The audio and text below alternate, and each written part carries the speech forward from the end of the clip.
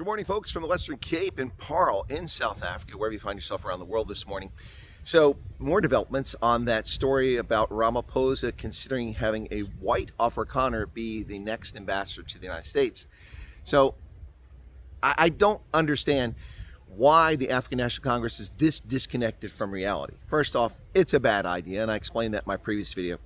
But let's talk about what's going on now. The Independent Online reports today that there's opposition in the National Executive Committee to Ramaphosa picking a white Afrikaner to be the next ambassador. Now, why might that be? Well, the article claims that the reason for it is because the folks in the National Executive Committee, many of whom are opposed to this, believe that it's playing into Trump's hands, that Trump's narrative that white Afrikaners are under racial oppression or racial discrimination, it would prove Trump's point. Well, that's because Trump is right. People in the National Executive Committee seem to look at white Afrikaners as a group of people as if they're all kuspekka and billionaires and loaded with money and able to do whatever they want to do. Not the reality for many Afrikaners in this country, or for many coloreds, or for many Indians, or for that matter, most black people in South Africa. They look at the world through a jaded lens that's not rooted in reality, and that's unfortunate. I know you're watching these videos, so I'd suggest that you take a moment, step away from your ivory palaces, like all politicians should do, and get down and actually meet people on the ground and find out what's actually happening in South Africa to all South Africans, not just to white Afrikaners. So back to this story. So that's what they say is the reason for opposition National Executive Committee, because it plays into Trump's hands. But once again, you're falling prey to stereotypes and false information. The fact that you think that Donald Trump needs to have a white representative to prove his point is just beyond comprehension. You don't realize just how bigoted that is and potentially racist, the thought that Donald Trump would be changed to have a different opinion if a white Afrikaner went there. It's beyond comprehension here. So some people apparently in the National Executive Committee, according to the Independent Line, say that they should just go with Nicklin Bezuidenhout as the ambassador, appoint the special envoy as the ambassador. Why would you appoint a person who has personal animosity towards the President of the United States, the most powerful political figure on the planet, stated publicly his opposition to him, calling him a racist, among other things? Why would you appoint someone like that as ambassador just to get him rasooled and sent home?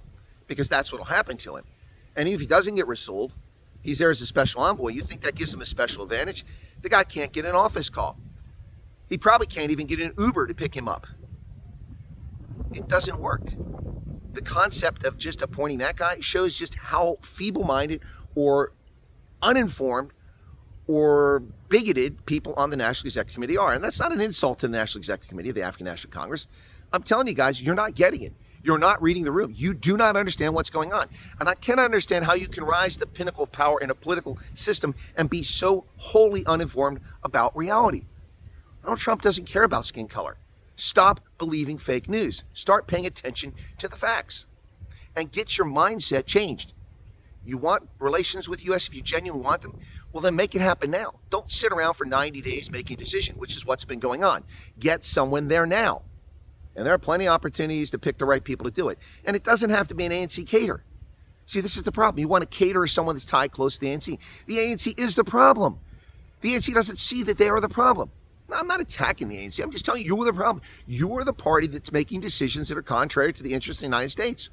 Again, you look at that list and all you see is, oh, Trump is upset about the International Court of Justice. No, that's not Trump. That predates Trump.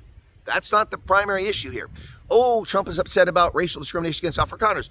Yes, he is, but that's not the primary reason. Read further, the last sentence. Your close cooperation with Iran in military, commercial, and nuclear affairs, and your continued efforts to undermine U.S. and U.S. friends and partners' national interest. That's the bottom line here. And it doesn't matter who you send to Washington, D.C. If you send someone because you think Trump will like a white person, then you're just reinforcing your bigotry and your uninformed position about what's going on in Washington, D.C. Stop it. This is not a threat. People, this is advice. You don't have to listen to me. Obviously, you're not listening to me, but you really, really need to adjust the tone because it isn't working. So let's go through some of the names. So they say Nicklin Bezuidenhout. He could be their special envoy, but the guy's not getting an office call with anybody of substance for anything that matters. That's the bottom line. If you think Jonas is going to accomplish something in D.C., you're very much mistaken. What he's going to accomplish is frequent flyer miles back and forth between Washington, Cape Town, and Joburg. That's what he's going to get. That's about it. and maybe he'll go to to a Washington Nationals game in D.C. That's about it. So, someone actually floated Ibrahim Patel, the Minister of No Trade, the most incompetent minister in the previous administration. You're going to send him. And by the way, that's a challenging thing to be, the most incompetent. You've got Ronnie Lamola, you've got Naledi Pandor in that administration, many others. But this guy accomplished nothing. South Africa's trade has plummeted. South Africa's exports are in trouble. Its economy is in trouble because this guy did nothing. Nothing.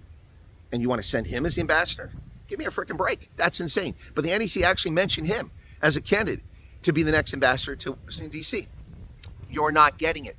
There are people outside the ANC who you can pick, who will go. But even if you pick the best person in the world who has the best negotiating skills, they're still representing South Africa. And until South Africa is willing to admit that the ANC works against the interest of the United States and its friends, partners, and allies, things will not improve.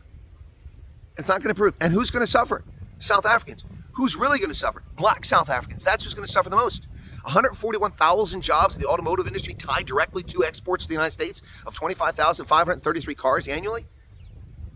With a 25% tariff now on you for foreign car imports, if you had a good relationship with the United States, you might have been able to avoid that. Maybe. Maybe you should be working towards that. Where are your trade representatives?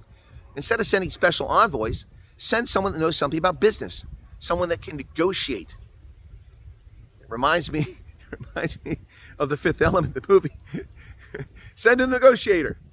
And Bruce Willis walks in and shoots the leader. And anyone else want to negotiate?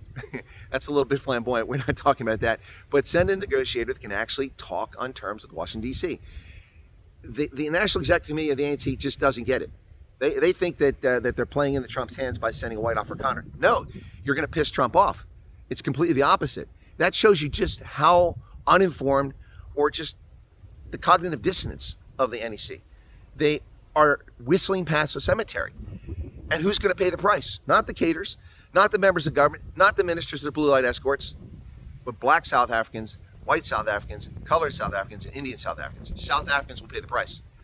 $20 billion in annual trade, two-way, $500 million in direct grant aid to help South Africans, especially in HIV, gone. Folks, it's time for the government of South Africa to stand up and represent the people of South Africa. And if you think that your relationship with the United States is unimportant, then continue down this path. It's your call. But the irony is that you're harming South Africans. Please listen to this video. I exhort you to please listen. Pick someone quickly who can represent South Africans, who will have the ear of Cyril Ramaphosa. And please, ANC, be willing to acknowledge that your actions, which you think are in your best interest, run contrary often to the United States' interest. And then we can begin to get somewhere. That's how negotiation begins. Until then, man, I feel for South Africa. All right, folks, hang in there. It's another day, another chance, working everything out. All right? What say you, South African? What say you, world? Cheers from Parle in the Western Cape.